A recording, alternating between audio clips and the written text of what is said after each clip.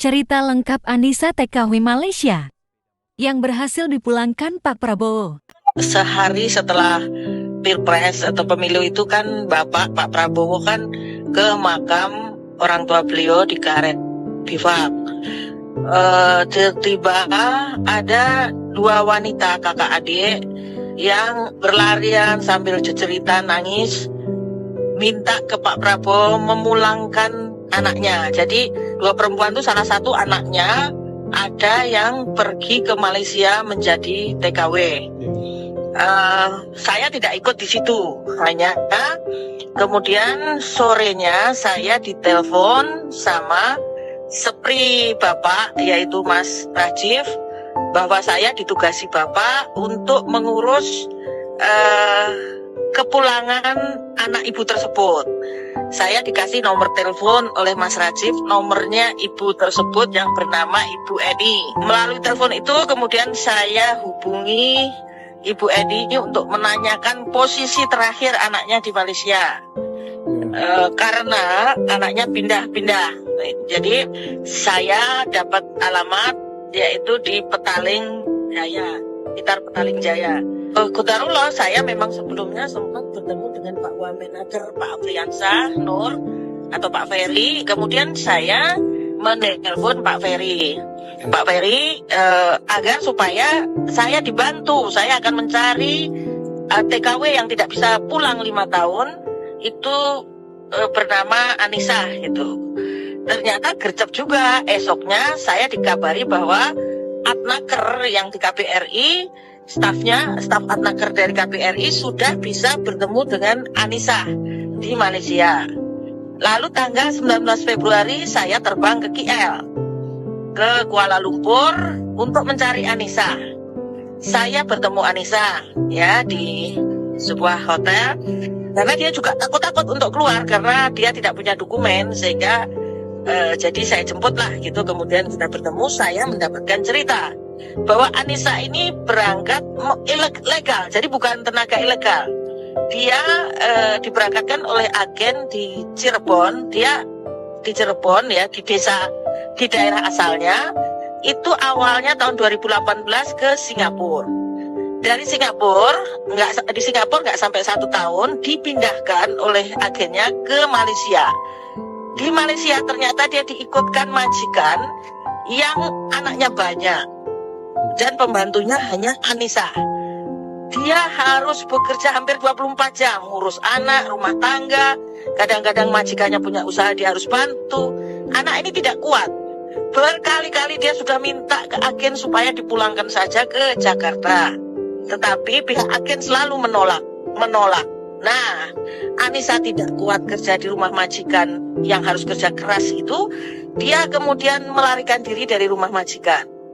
Dia coba hubungi agen lagi untuk bisa mendapatkan paspor dan dokumennya yang kan biasanya kalau TKW kerja kan ditahan dokumennya oleh pihak agen. Ternyata agennya sudah bubar, mungkin pas pandemi itu kan. Dan dia tidak tahu lagi alamatnya. Jadilah berarti Anissa itu di sana dari legal menjadi ilegal, lantang-lantung. Mau keluar juga takut, kalau keluar itu bisa ditangkap. Kalau ditangkap polisi Malaysia, dia bisa dikenakan denda ribuan. Nah, ribuan ringgit. Anissa kemudian mencoba mencari jalan bagaimana supaya bisa pulang. Dia hubungi calo. Ternyata dia harus bayar kompon. Kompon itu denda ke imigrasi Malaysia yang jumlahnya 3.100, ditambah lagi bayar calo yang jumlahnya ribuan. Dia tidak kuat, dia tidak punya uang. Akhirnya dia kerja siang malam tuh hanya part time dan umpet-umpetan sama polisi Malaysia. Nah, ya dia memang hampir kehilangan harapan, dan banyak orang seperti Anissa ini sebetulnya di Malaysia, dia hampir kehilangan harapan untuk bisa pulang. Karena ternyata meskipun ilegal di Malaysia itu mengajukan ke imigrasi tidak mudah. Ini memang ironis. Di sana dikejar-kejar, mau ditangkap, tapi mau pulang juga nggak mudah gitu. Karena harus bayar denda dan lain-lain ya. Nah, kemudian saya berkoordinasi waktu itu dengan pihak KBRI tanggal 19 itu bagaimana supaya Anissa bisa pulang. Dicari jalan, akhirnya Oke, saya bayar, kemudian saya bayar komponnya, dendanya Anissa saya titipkan ke teman-teman Adnaker di KBRI agar diurus Anissa ini kemana. Dan ini menjadi satu hal yang nanti saya mau usulkan kepada Pak Prabowo agar nantinya TKW kita yang jumlahnya katanya malah sampai jutaan yang ilegal di sana bisa diputuskan, bisa pulang tanpa membayar kompon, Mas, gitu ya.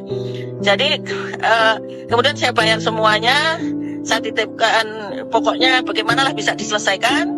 2 minggu memang ternyata makan waktu 2 minggu, dan baru kemarin selesai, 2 hari lalu selesai, dan kemarin Anissa akhirnya bisa pulang ke Indonesia, diantar oleh staf Adnaker. Tadinya saya mau coba ke sana, tapi baik juga nih pihak Adnaker di KBRI, mungkin karena Pak Prabowo ya ini ya, ini presiden kita mendatang kan, jadi diantar dari pihak Adnaker, sehingga saya hanya jemput di airport kemarin. Begitu ceritanya Anissa ini. Saya dengar juga selain dipulangkan, Pak Prabowo juga berniat memberikan usaha ya Bu, modal usaha. Betul. Pak Prabowo sebetulnya akan membantu untuk usaha Anissa, supaya tidak usah kembali. Tetapi Mas, waduh, kemarin begitu saya lihat rumahnya itu hanya ukurannya 2x3. Ini juga ironis juga di Jakarta yang hanya selemparan batu dengan gedung-gedung megah itu, nggak tahu ya, ini para gubernur ini sempat melihat nggak ada penduduk-penduduk yang rumahnya hanya 2x3. Ini rumah Anissa ini mepet dengan kuburan, karet bifak, mepet dengan sungai, itu hanya ukuran 2x3. Gimana mau usaha Mas? Jangankan gang, kita ini kalau jalan lewatnya kuburan. Sehingga solusinya kemungkinan saya akan berkoordinasi sama Pak Prabowo, nanti kita carikan kerja di mana begitu. Solusinya Bu ya. Nah, iya, solusinya kita carikan kerja. Nanti saya akan lapor Bapak kira-kira bagaimana ini. Tapi kalau untuk usaha, tadinya Bapak mengusulkan untuk dia bisa usaha entah jualan makanan, jualan apalah begitu, yang dia tidak usah kembali karena anaknya 2 di sini, dan selama ini anaknya nangis terus mencari ibunya gitu.